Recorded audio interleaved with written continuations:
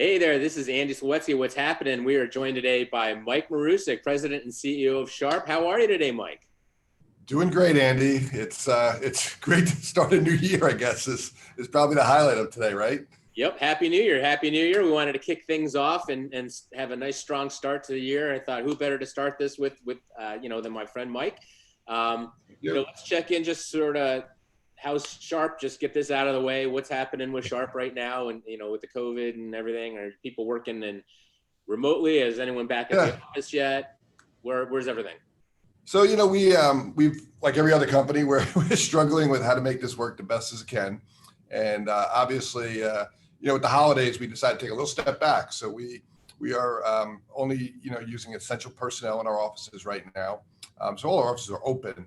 But, roughly around 25% of the people are in the buildings at this point, just to get past the holiday season. A lot of people getting together, some spike in COVID, just a little error of caution. But, we look forward to bringing everyone back in the office. I think nothing can replace having everyone in the office. That's the part I miss.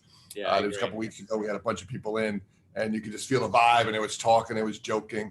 And to me, that's the fun part of working. So, hopefully we'll get back to that. Right? I mean, you get to work with everybody. I see your looks like you're right in front of the building. Maybe they'll actually let you back in at some point. So yeah, no, I'm only allowed outside. Don't even give me the keys. Yeah. So I have to stay outside. It looks like a nice sunny day at Sharp. I wanted to take this time and review maybe some of the highlights of 2020 and then talk about what do you have on the plate for 2021? What are you excited about? So why don't we kick things off? Give me a couple things that despite what we all dealt with, right?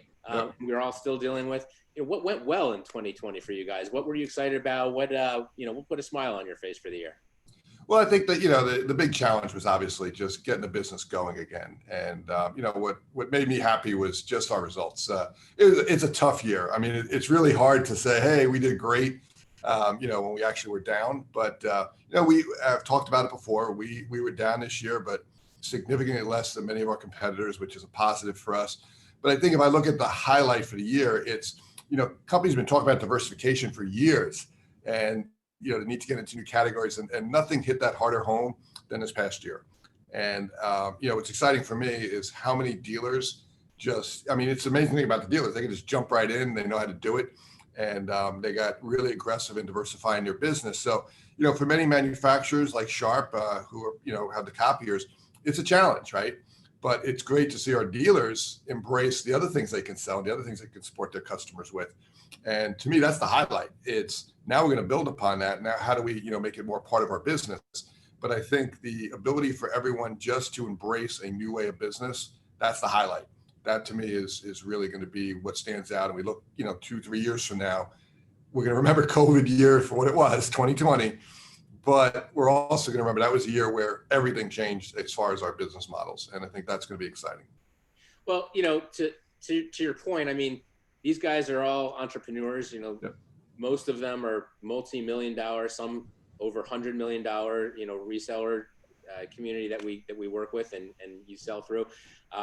They've been out there a lot longer than Sharp copiers, right? A lot longer than Xerox copiers for that matter. This channel is over 90 years old and they evolve into different things and they pick up different products that fit, in that B2B world. And to your credit, you are one of a very small handful of companies, I would say, that's done a really good job of, not just focusing on print, which is, I wouldn't say dying at by any stretch, but it's certainly declining.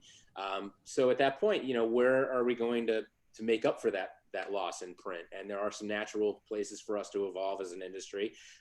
And you guys are certainly on the forefront of that, with collaboration tools and some of that. What were some of the big stories that you're most proud of for 2020? What were some of the big things at Sharp? I know you had a big Synapse announcement. You closed a couple of big deals that you finished with displays with NEC. And so what were some of the things that you're most proud of for the year? Yeah, I think for us, obviously, the most core part was getting our printer lineup out there. We admittedly did not have the strongest printer lineup going into the year. And, there were plans going into the year to improve it and have new products come out. And the ability to stay on schedule during very difficult times, get those products out. They've been very well received. We're doing quite well with them. And so I think that to me, was a highlight from a standpoint of how do you execute against something when everything got turned upside down. We weren't designed for launching products remotely with everyone remote, and we had to do that, and we had to learn. The other area was obviously our WCD, our Windows Collaboration Display. And I've joked about this before at our dealer meeting a year ago, just over a year ago now. We talked about Microsoft Teams, and I laugh now because we spent almost 30 minutes explaining to people how Teams works, why it matters, and how it will influence business in the future. And, I hate to, laugh about it, but 6 months later, you look like an idiot because, everyone understands what Teams is. But, we had developed a product with Microsoft to take advantage of that. And so bringing that product to market and allowing our customers to be able to sell, not only the copier, but a collaboration display that lets them work with their remote workers as they're all together. And so as we go into a hybrid world, which I think is what we're really going to see coming out of this, that's a device that will change the way people work, right? You're going to have some people in the office and they're going to be able to seamlessly work with the remote workers. So for us, those were two highlights. One, very traditional, right? Catching up on what we needed to do. And the other kind of advanced, we saw what was coming, not COVID-wise, but certainly, what was coming related to the work experience. And I think for us to have a foot in each spot is very, very advantageous for us. So that's the excitement going into this year. Very cool. Well, the collaboration tools were certainly, critical in your holiday video where everybody, it was awesome. Everybody, for those of you who haven't seen it, it's on my site, it's on their site, on their YouTube channel. Just a very clever video that they put together every year. And, this year had to do it remotely. So everybody did it from essentially home, right? Exactly. So it's like a regular work day, actually. Yeah, during the work day. But to prove the point of, we can get things done just like we always did. Yeah. We just have to maybe, rethink how we did them. And yeah, exactly. You're putting tools in that. I've used the word certainly about 14 times so far. So I'm going to try not to use it for the rest of this call. Yeah. But, you've done a really good job of putting a lot of just diverse tools in the hands of these resellers. And so I think that's, probably been very helpful. And to their credit, I'm very surprised we didn't lose very many of them. Yeah. Certainly I did it again, but we're gonna lose some going on and moving forward just in general, because that's the way the industry was trending, right? The acquisitions were through the roof. And if anything, they kind of slowed down through the year. I think a lot of companies pumped the brakes and wanted to see how they were going to handle things on their own before they started acquiring other companies. I expect 2020 to see a change and go back to the acquisition phase that we were in prior to COVID. What do you think? What do you think is in store for 2020 and where 2021? Come on. You got to turn the page. You're stuck in the past, Andy. I am. So, 2021. So, yeah, I think checks that I write.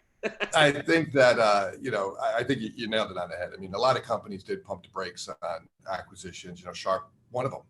You really got to look at where things are, what the companies will look like coming out of this. And, that's an important factor. I think for the dealer community, it was that layered on top of cash flow, right? You want to protect your cash in times like this.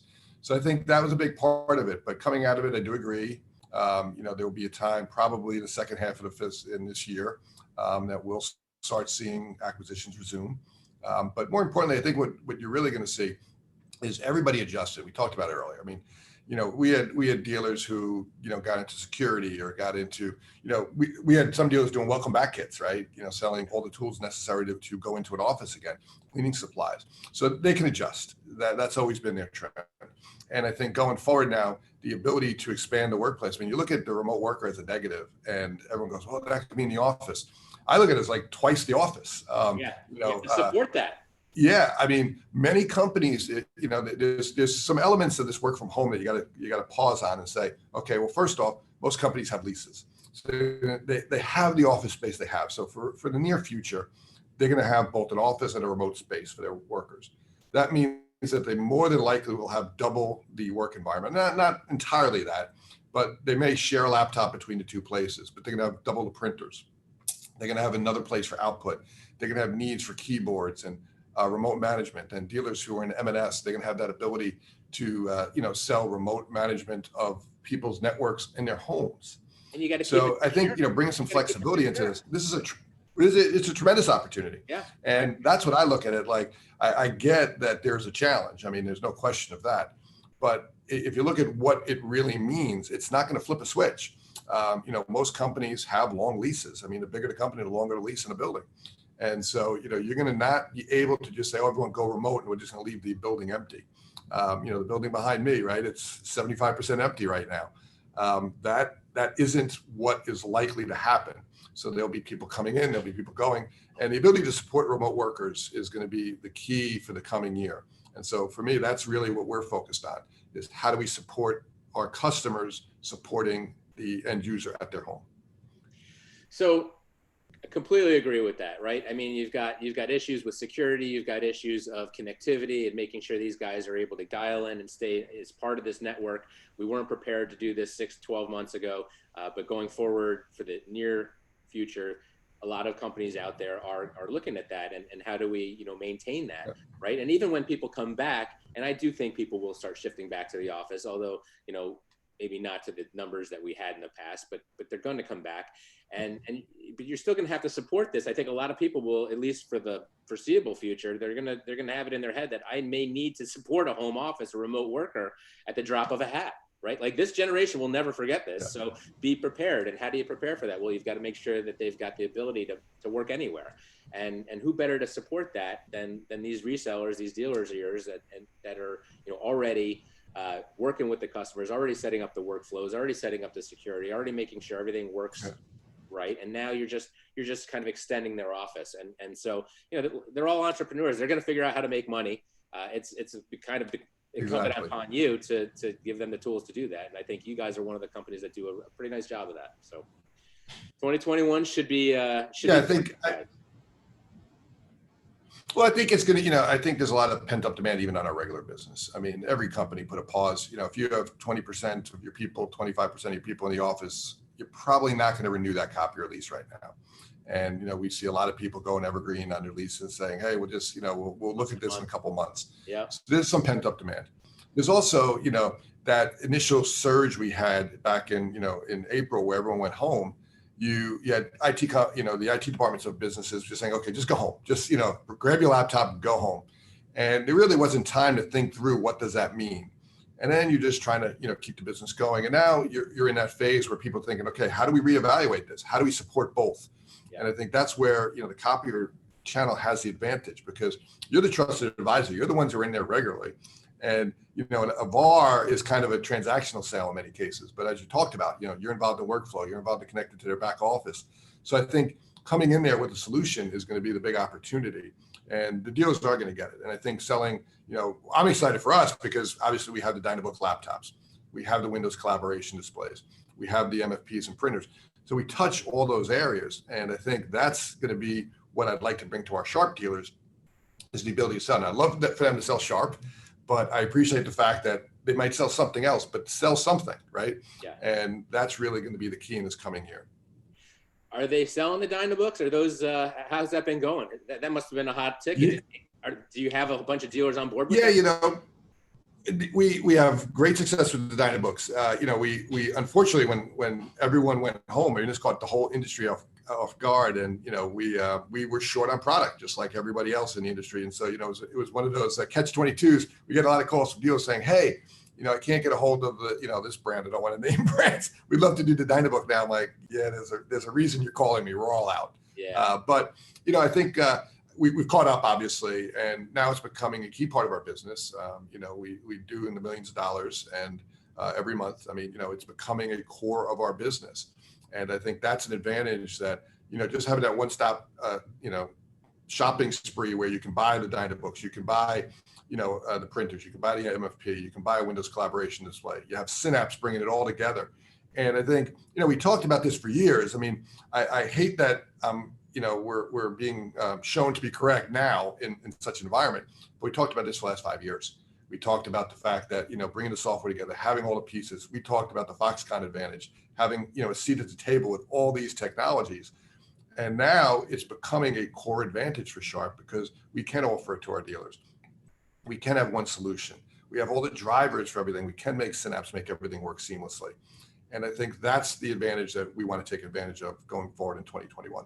So to paraphrase, I told you so. I won't say that, but I did tell you so. I'm not going to say that to anyone else, but I did tell you, Andy. You know, honestly, you're right though, and you're not the only company that's done this. Although Yeah. you and a couple others have chosen this as a direction and said, look, we're not just going to focus on an area of our company that will decline. You know, we're going to look for other things to provide for these resellers, and certainly collaboration. I mean, you were in all the right places, you know, when this thing hits. So to your credit, and you know, part of it's obviously just the type of company that you are and delved into, right? I mean, a little bit of luck and a little bit of good, you know, and a lot of insight and looking. It's okay to say luck. We'll take luck too. No, I mean, you know, hey man, I'm golf. I'm much happier being lucky than I am good. Yeah, good. You know, but you've got to keep these guys with a portfolio that is going to be something that customers want to look at. And you know, right now you couldn't be in a better position between those laptops and some of the other things. You mentioned Synapse. Synapse was that communication platform that you launched at your dealer meeting last year, right? Well, and you know, Synapse. Another big piece of it later in 2020, you launched a major component of that. So that's a modular platform of solutions, communications and collaboration solutions you keep coming out with new pieces of them. So I do look forward to the next Sharp meeting. I don't know when that's going to be, but yeah, that's a tough one, right? You know, I think like every manufacturer right now, we're evaluating when can you do it, and I think everyone appreciates the fact that these things get planned out and booked a year in advance. Yeah. And so no crystal ball right now. When would 1,000 people be comfortable sitting in a room together for a general session or for a product fair? And so that's probably a ways off before we're able to do that, but. You know, we're trying to keep in front of everyone with these webinars and and communications, but there's nothing like being in front of someone. And I think that's the key part, is how do we get back in front of people? And that's what I'm looking forward to. I agree. You know, and we're a very social industry. You know, a lot of the people like myself, you know, we'll just leave it as social, right? I mean, I definitely was one of those people that probably spent more time collaborating with friends in college rather than studying in college, and that's how I wound up here. But and that's okay. That's what we are. We're fun. We're social. We're networking, and you know, we're just it's just a good group of outgoing people in this industry that are always out there looking to help their customers. So it's fun. I really appreciate you taking the time to kick off the year with us and get this out there. Cool. Any last messages? Any last things you'd like to shout outs? Anything you want to say to anybody? Yeah, I think look, it's been a crazy year, and I look forward to 2021 mainly because it's not going to be 2020. I mean, there's so much more predictability. We do know a lot more about the virus. We do know a lot more about how to work in it. And what I would say to everyone, what I said to our people, is build that pipeline right now. If you're a salesperson, work the pipeline. And if I can give one little tidbit, people at Sharp are kind of tired of me saying this, but if you sold every one of your customers, just your existing customers, $1,000 more, a laptop, 2 printers, whatever it might be, okay, you're talking millions of dollars in revenue for a dealership. And that is the little piece that we just we're so used to that 3 and 4 year cycle, that just adding $1,000 a year, to each one of your customers is the same as selling one of those copiers. Yeah. And you literally can increase your business by a third or 25% just by doing that. So take it small. Just get another piece out there. Sell another technology to customers. It's only another $80 a month, really. I mean, $85 a month. That's all it takes. That's it. That's that. And when you break it down in such simple terms, then you add back all those customers. You go, that's a big number, and that's really what I want people to focus on. Don't think of all we have to overcome. You can close that gap very simply by selling $1,000 more to each one of your existing customers. Yeah, so that's my tidbit. That's my tidbit for the year. Staples. That's it. Staples. There you go. All right, sir. Well, thank you very much. This was great. Always a pleasure catching up with you. I look forward to hopefully getting together with you in real time at some point sooner rather than later. You're right down the road in New Jersey, so maybe when spring hits and things calm down a little bit, we can actually get together and I'll stand out there in front of that building with you and we can have our conversation. Yeah, you can see, I mean, we have trees up here in New Jersey. The leaves are on the trees. There's even a Wegmans on the other side of it. I know that. So I'm home. I'm practically heading next. All those in the Northeast, you know who Wegmans is, and it's from Rochester. And if you don't know it, you will, and it's coming. So Mike, thanks so much. This was great. Thank you, Andy. And always a pleasure, and we'll talk soon. Take care. Have a great year, everyone. Thank you. Bye-bye. You too.